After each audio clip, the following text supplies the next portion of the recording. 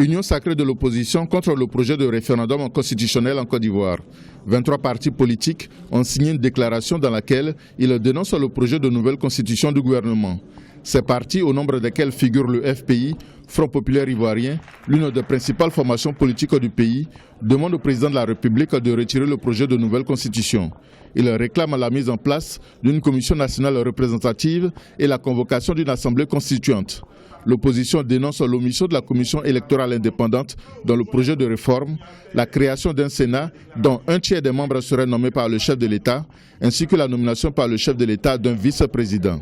Rien que pour la forme, c'est totalement inacceptable. Maintenant, pour ce qui est du fond, si on doit un jour en Côte d'Ivoire aller à une nouvelle république, on doit d'abord être sûr qu'il y a un certain nombre de fondamentaux qui sont acquis ici. Et dans ces fondamentaux, il y a la réconciliation. Le pays n'est pas réconcilié. Nous avons des milliers d'Ivoiriens en exil. Les 23 partis signataires de la déclaration commune appelleront à voter non au référendum constitutionnel si le chef de l'État maintient en l'état le projet de constitution de la Troisième République.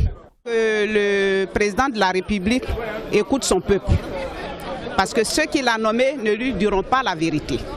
La vérité, c'est que cette nouvelle constitution ne sera pas consensuelle, vu que la Côte d'Ivoire a traversé beaucoup de problèmes et continue de traverser des difficultés. Donc nous disons qu'il n'est pas question d'une nouvelle constitution, d'une troisième république. Il faut attendre que la réconciliation se fasse, que tous les Ivoiriens se retrouvent. En ce moment, nous pouvons faire de grands changements.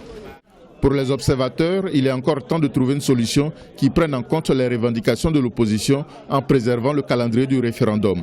Ce qu'il faut retenir, c'est de poursuivre le dialogue, c'est de rendre public le débat, c'est de créer des espaces d'expression, des conférences publiques de part et d'autre, des débats contradictoires où chacun viendra exprimer sa position, aussi que le comité d'experts sorte du bois de son lent silence.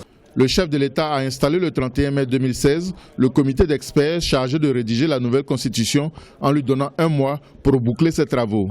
Le référendum constitutionnel devrait avoir lieu en septembre ou au plus tard au mois d'octobre 2016.